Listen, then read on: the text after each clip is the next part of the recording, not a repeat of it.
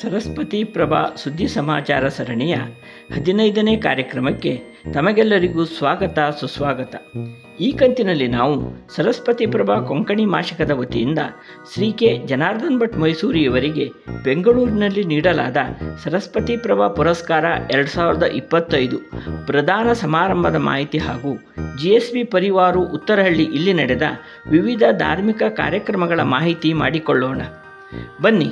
ಅದಕ್ಕಿಂತ ಮೊದಲು ತಮ್ಮೆಲ್ಲರಲ್ಲಿ ನನ್ನ ನಮ್ರ ವಿನಂತಿ ಅಂದರೆ ತಾವಿನ್ನೂ ನಮ್ಮ ಯೂಟ್ಯೂಬ್ ಚಾನಲ್ಗೆ ಸಬ್ಸ್ಕ್ರೈಬ್ ಆಗದೇ ಇದ್ದರೆ ಈಗಲೇ ಸಬ್ಸ್ಕ್ರೈಬ್ ಆಗಿ ಬೆಲ್ ಐಕಾನ್ ಒತ್ತಿರಿ ಹಾಗೂ ವಿಡಿಯೋವನ್ನು ಲೈಕ್ ಮಾಡಿ. ಬನ್ನಿ ಈಗ ವಿಡಿಯೋವನ್ನು ಆರಂಭಿಸೋಣ. ನಮ್ಮ ಸುತ್ತಮುತ್ತಲಿನ ಸಮಗ್ರ ಪ್ರಕೃತಿ ತ್ಯಾಗ, ದಾನ, ಪರಿಶ್ರಮಗಳಿಂದಲೇ ತುಂಬಿದೆ. ಸತ್ಯಕ್ಕೆ ಹರಿಶ್ಚಂದ್ರ ಹಾಗೂ ದಾನಕ್ಕೆ ಶೂರ ಕರ್ಣನನ್ನು ಪ್ರತಿನಿಧಿಯನ್ನಾಗಿ ನಮ್ಮ ಪುರಾಣವೇ ಮಾಡಿಬಿಟ್ಟಿದೆ. ಇನ್ನೊಬ್ಬರಿಗೆ ಕೈ ಎತ್ತಿ ಕೊಡುವುದರಿಂದ ನನಗೇನು ಲಾಭ ಎಂದು ಪ್ರತಿಯೊಬ್ಬರೂ ಯೋಚಿಸುತ್ತಿರುವ ಈ ಕಲಿಯುಗದಲ್ಲಿ ಅಧರ್ಮದ 3 ಕಾಲು ಹಾಗೂ ಧರ್ಮದ 1 ಕಾಲಿನೊಂದಿಗೆ ಕಲಿ ಮಹಾರಾಜ ಪಾರುಪತ್ಯ ನಡೆಸುತ್ತಿದ್ದಾನೆ. ಹಣದಿಂದ ಹಣ ಅಥವಾ ಕೀರ್ತಿಯಾದರೂ ದೊರೆಯಬೇಕೆಂದು ಪ್ರತಿಯೊಬ್ಬರೂ ಬಯಸುತ್ತಾರೆ. ಆದರೆ ತ್ಯಾಗ, ದಾನ, ಪರೋಪಕಾರ ಎನ್ನುವುದು ಪ್ರತಿಯೊಂದು ಯುಗದಲ್ಲಿಯೂ ಸರ್ವಶ್ರೇಷ್ಠವಾದ ಉತ್ಕೃಷ್ಟ ಗುಣವೆನಿಸಿಕೊಳ್ಳುತ್ತವೆ. ದೈವಿಕ ಗುಣಗಳೆಂದು ಕರೆಯುತ್ತಾರೆ.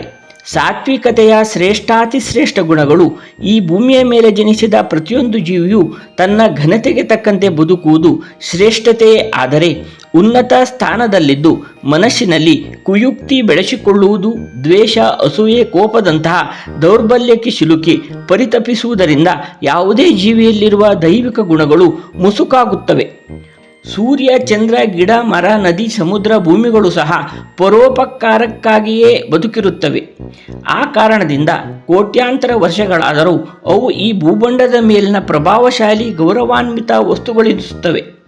ಮನುಷ್ಯರು ಸಹ ಅದೇ ರೀತಿಯಲ್ಲಿ ಬದುಕಿದಾಗ ಅವರು ಶ್ರೇಷ್ಠರಾಗುತ್ತಾರೆ. ಅಂತಹ ಶ್ರೇಷ್ಠ ಸಾಧಕರಲ್ಲಿ ಒಬ್ಬರು ಶ್ರೀ ಕೆ ಜನಾರ್ದನ್ ಭಟ್ ಮೈಸೂರು ಇವರು. ತಮ್ಮ ಪ್ರತಿಫಲರಹಿತ ದಾನ ಗುಣಗಳಿಂದ ಇವರು ಶ್ರೇಷ್ಠತೆಯನ್ನು ಪಡೆದುಕೊಂಡಿದ್ದಾರೆ. ಇಂದು ಶ್ರೀ ಜನಾರ್ದನ್ ಭಟ್ ಅವರಿಗೆ 76ರ ಹರೆಯ. ಹುಟ್ಟಿದ್ದು ಕುಂದಾಪುರದ ಹತ್ತಿರದ ಕೋಟೇಶ್ವರದಲ್ಲಿ. ಕೋಟಿಲಿಂಗ ದೇವಾಲಯದ ಕಾರಣದಿಂದ ಕೋಟೇಶ್ವರವೆಂದು ಕರೆಸಿಕೊಳ್ಳುತ್ತಿರುವ ಈ ಊರನ್ನು ಸಪ್ತ ಕ್ಷೇತ್ರಗಳಲ್ಲಿ ಧ್ವಜಪುರವೆಂದು ಕರೆಯಲಾಗಿದೆ. ಅಂದರೆ ಇದು 7 ಮುಕ್ತಿ ಕ್ಷೇತ್ರಗಳಲ್ಲಿ ಒಂದಂತೆ. ಈ ಪವಿತ್ರ ನೆಲದಲ್ಲಿ ಕೇಶವ್ ಭಟ್ ಮತ್ತು ಶ್ರೀಮತಿ ಬಾಯಿ ಇವರ ಪುಣ್ಯ ಗರ್ಭದಲ್ಲಿ ಜನಿಸಿದವರೇ ಶ್ರೀ ಜನಾರ್ದನ್ ಭಟ್ರವರು. ಬಾಲ್ಯದಿಂದಲೂ ಧಾರ್ಮಿಕತೆಯ ಪರಿಸರದಲ್ಲಿಯೇ ಬೆಳೆದಿರುವುದರಿಂದ ಆಧ್ಯಾತ್ಮ ಅವರ ಉಸಿರಾಯಿತು. ಆದ್ದರಿಂದ ಶಿಕ್ಷಣ ಮುಗಿಸುತ್ತಿದ್ದಂತೆ ನೌಕರಿಗೆ ಸೇರಿಕೊಂಡರು. ಆದರೂ ಸಹ ಧಾರ್ಮಿಕತೆಯ ನಂಟನ್ನು ಅವರು ಬಿಡಲಿಲ್ಲ. ನೌಕರಿಯೊಂದಿಗೆ ತಮ್ಮಲ್ಲಿನ ಆಧ್ಯಾತ್ಮಿಕತೆಯನ್ನು ವೃದ್ಧಿಸಿಕೊಳ್ಳುತ್ತಾ ಎಲ್ಲರ ಮೆಚ್ಚುಗೆ ಪಡೆದುಕೊಳ್ಳುತ್ತಾ ಹೋದರು. ಏಲೂರು, ಹುಬ್ಬಳ್ಳಿ, ವಡೋದರ, ಪೋರ್ಬಂದರ್, ಕಡೋದರ, ಗುಜರಾತ್, ಬೆಂಗಳೂರು, ಹರಿದ್ವಾರ, ನವದೆಹಲಿ, ಮಂಗಳೂರು, ಮೈಸೂರುಗಳಲ್ಲಿ ಸೇವೆ ಸಲ್ಲಿಸಿ ನಂತರ ಅವರು VRS ಪಡೆದುಕೊಂಡರು. ಅಲ್ಲಿಂದ ಶ್ರೀ ಕೆ ಜನಾರ್ದನ್ ಭಟ್ರವರು ಆರಾಮಾಗಿ ನಿವೃತ್ತಿ ಜೀವನ ನಡೆಸಬಹುದಾಗಿತ್ತು. ಆದರೆ ಅವರಿಗೊಂದು ಗುರಿಯಿತ್ತು, ಕನಸಿತ್ತು. ತಮ್ಮ ಕನಸನ್ನು ನನಸಾಗಿಸುವ ಛಲವಿತ್ತು. ಅದಕ್ಕೆ ಬೇಕಾದ ಆತ್ಮಬಲವೂ ಅವರಲ್ಲಿತ್ತು. ನನ್ನ ಜನ್ಮಭೂಮಿ ಭಾರತ ದೇಶದಲ್ಲಿ ಕೋಟಿಗಟ್ಟಲೆ ಜನ ಬಡವರಿದ್ದಾರೆ. ಅವರಿಗಾಗಿ ಏನಾದರೂ ಮಾಡಬೇಕು, ಏನಾದರೂ ಕೊಡಬೇಕು ಎನ್ನುವ ಅವರ ತುಡಿತವನ್ನು ಸಾಕಾರಗೊಳಿಸಲು ದೊಡ್ಡ ದೊಡ್ಡ ಕಾರ್ಪೊರೇಟ್ ಕಂಪನಿಗಳಿಗೆ ಹಣಕಾಸು ಸಲಹೆಗಾರರಾಗಿ ಸೇವೆ ಸಲ್ಲಿಸಲಾರಂಭಿಸಿದರು. ಅದರೊಂದಿಗೆ ರಿಯಲ್ ಎಸ್ಟೇಟ್ ವ್ಯವಹಾರವನ್ನು ಸಹ ಆರಂಭಿಸಿದರು. ಈ ವ್ಯವಹಾರವನ್ನು ಆರಂಭಿಸುವ ಮೊದಲೇ ಅವರೊಂದು ನಿರ್ಧಾರ ಮಾಡಿದ್ದರು. ಅದಕ್ಕೆ ಸರಿಯಾಗಿ ಆಗ ಸರಕಾರಿ ಶಾಲೆಗಳಲ್ಲಿ ಮಧ್ಯಾಹ್ನದ ಬಿಸಿಯೂಟ ಯೋಜನೆ ಜಾರಿಗೆ ಬಂದಿತ್ತು. ಸರಕಾರ ಬೆಂಗಳೂರು, ಹುಬ್ಬಳ್ಳಿ, ಮಂಗಳೂರು, ಮೈಸೂರು ಇತ್ಯಾದಿ ನಗರ ಪ್ರದೇಶಗಳಲ್ಲಿ ಈ ಯೋಜನೆಯ ಜವಾಬ್ದಾರಿಯನ್ನು ಇಸ್ಕಾನ್ನ ಅಕ್ಷಯ ಪಾತ್ರೆಗೆ ವಹಿಸಿತ್ತು. ಆದ್ದರಿಂದ ಶ್ರೀ ಜನಾರ್ದನ್ ಭಟ್ರವರು ಇಸ್ಕಾನ್ನೊಂದಿಗೆ ಕೈ ಜೋಡಿಸಲು ನಿರ್ಧರಿಸಿದರು. ತನ್ನ ಈ ವ್ಯವಹಾರದಿಂದ ಬರುವ ಲಾಭಾಂಶದಲ್ಲಿ ಅರ್ಧಾಂಶ ಲಾಭವನ್ನು ನೇರವಾಗಿ ಇಸ್ಕಾನ್ನ ಅಕ್ಷಯ ಪಾತ್ರೆಗೆ ನೀಡಲು ಶ್ರೀ ಜನಾರ್ದನ್ ಭಟ್ರವರು ನಿರ್ಧರಿಸಿಯೇ ಬಿಟ್ಟರು. ನಿರ್ಧರಿಸಿ ಸುಮ್ಮನಾಗಲಿಲ್ಲ. ಕೋಟ್ಯಾಂತರ ರೂಪಾಯಿ ಬೆಲೆ ಬಾಳುವ 12 ವಾಹನಗಳನ್ನು ಅಕ್ಷಯ ಪಾತ್ರೆ ಪ್ರತಿಷ್ಠಾನಕ್ಕೆ ನೀಡಿ ನೆನೆದಂತೆ ನಡೆದಿದ್ದಾರೆ. ಅವರು ಈ ವಾಹನಗಳನ್ನು ದಾನವಾಗಿ ನೀಡಿದ ನಂತರ ಈ ವಾಹನಗಳಲ್ಲಿ ಪ್ರತಿ ದಿವಸ 40,000ಕ್ಕಿಂತ ಅಧಿಕ ವಿದ್ಯಾರ್ಥಿಗಳಿಗೆ ಬಿಸಿಯೂಟವನ್ನು ಸಾಗಿಸಲಾಗುತ್ತಿದೆ. ಇಸ್ಕಾನ್ನ ಅಕ್ಷಯ ಪಾತ್ರೆಯ ಸೇವೆ ಸಾಗರದಷ್ಟು ವಿಶಾಲವಾಗಿದೆ.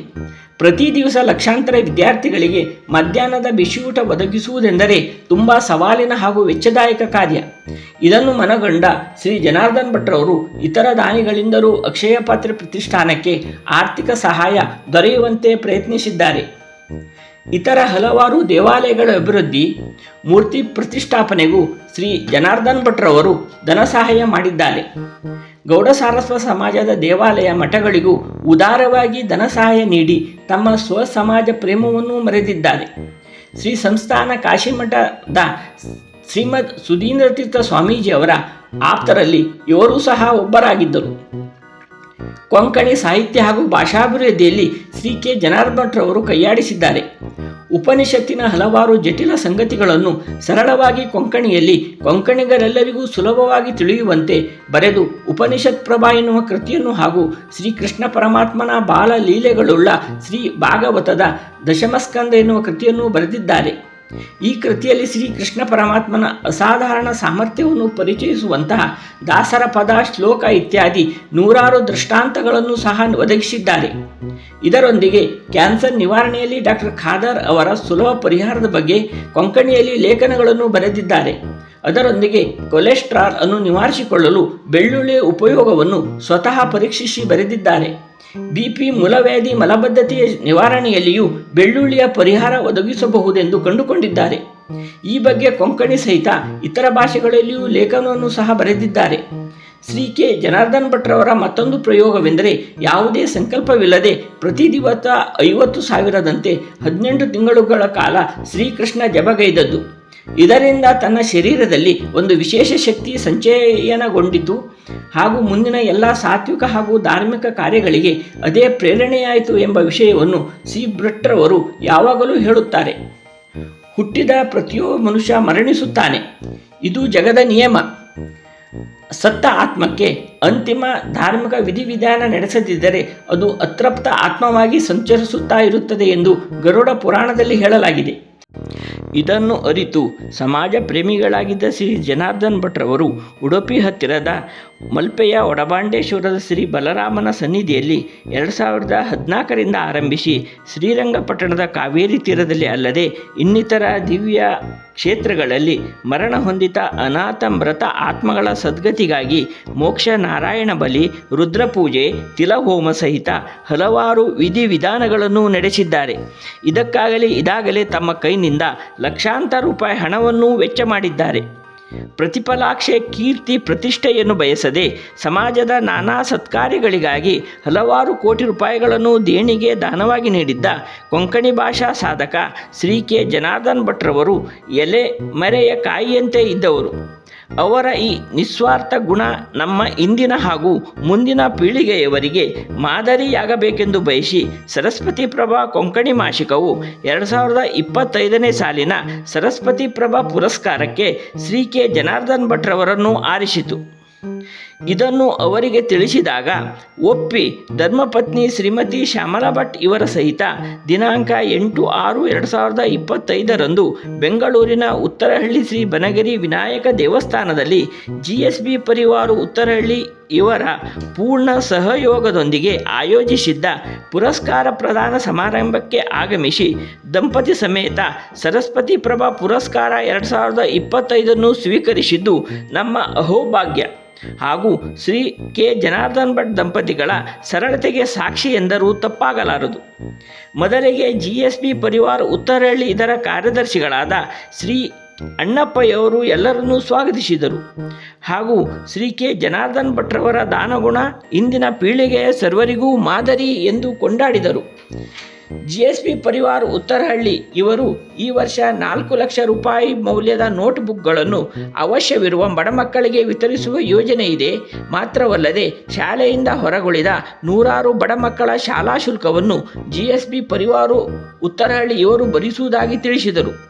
ಈ ಪ್ರದೇಶದಲ್ಲಿರುವ GSB ಜನರು ನಮ್ಮೊಂದಿಗೆ ಕೈ ಜೋಡಿಸಬೇಕಾಗಿ ಕರೆ ನೀಡಿದರು.